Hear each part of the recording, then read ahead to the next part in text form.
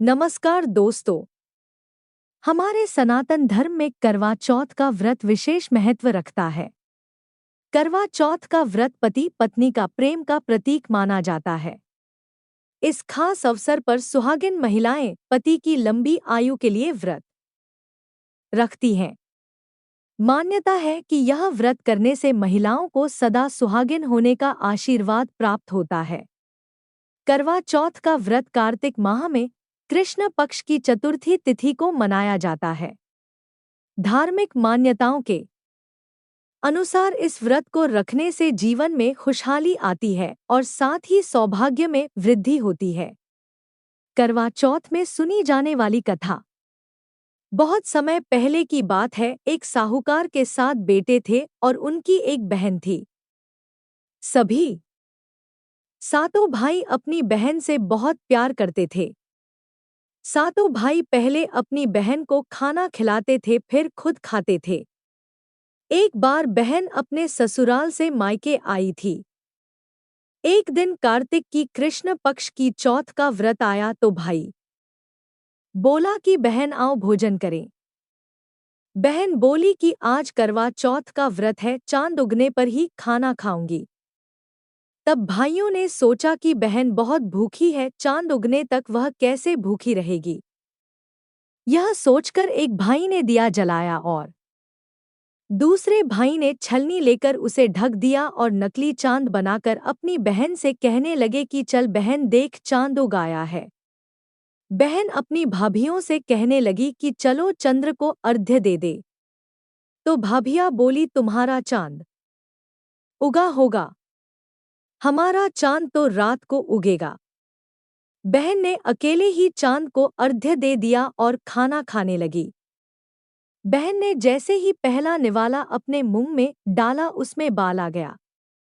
जब दूसरा निवाला अपने मुंह में डाला तो उस निवाले में कंकड़ आ गया।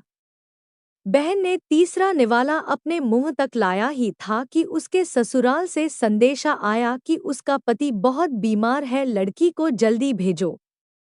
माँ ने जब लड़की को विदा किया तो कहा कि रास्ते में जो भी मिले उसके पाँव लगना और जो कोई सुहाग का आशीष दे उसके पल्ले में गांठ लगाकर उसे कुछ रुपए देना। बहन जब भाइयों से विदा हुई तो रास्ते में उसे जो भी मिला उसने उसको यही आशीष दिया कि तुम सातों भाई की बहन, तुम्हारे भाई सुखी रहे और तुम उनका सुख देखो। सुहागन होने का आशीष किसी ने नहीं दिया। जब करवा ससुराल पहुंची तो दरवाजे पर उसकी छोटी ननद खड़ी हुई थी।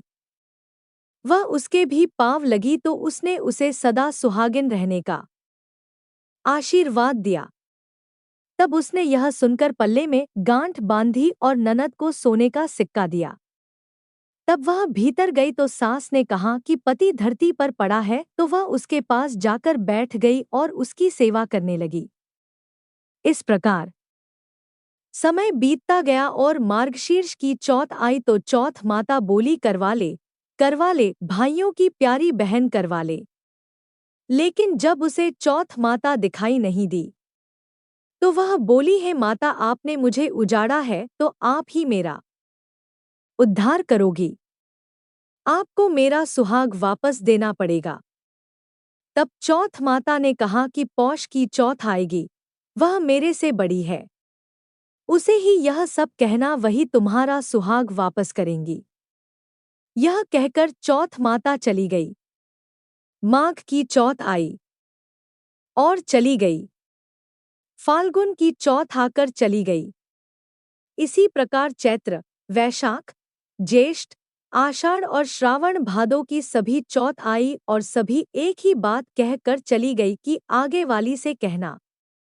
असौज की चौथ आई तो उसने बताया कि तुम पर कार्तिक की चौथ नाराज है, उसी ने तुम्हारा सुहाग लिया है तो वही तुम्हारा सुहाग भी वापस करेंगी।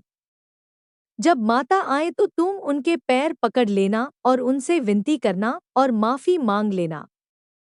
यह बात कहकर वह चौथ माता चली गई। जब कार्तिक की चौथ आई तो वह गुस्से से बोली, भाइयों की प्यारी दुलारी बहन करवा ले, दिन में चांद उगाने वाली करवा ले, व्रत को खंडन करने वाली करवा ले, भूखी करवा ले। चौथ माता की यह बात सुनकर करवा रोने लगी और उनके पैर पकड़कर गिड़गिड़ाने लगी और माफी मांगते हुए वह करवा माता से बोली कि हे चौथ माता, मेरा सुहाग तुम्हारे हाथों में है, आप ही मुझे सुहागिन कर सकती हैं। चौथ माता बोली, पापिनी हत्यारिन, मेरे पांव पकड़कर क्यों बैठ गई, छोड़ो मुझे। तब वह बोली, हे चौथ माता, मुझसे जो गलती हुई है उसको क्षमा कर दो, अब ऐसी भूल कभी नहीं करूंगी। और यह कहकर वह रोने लगी।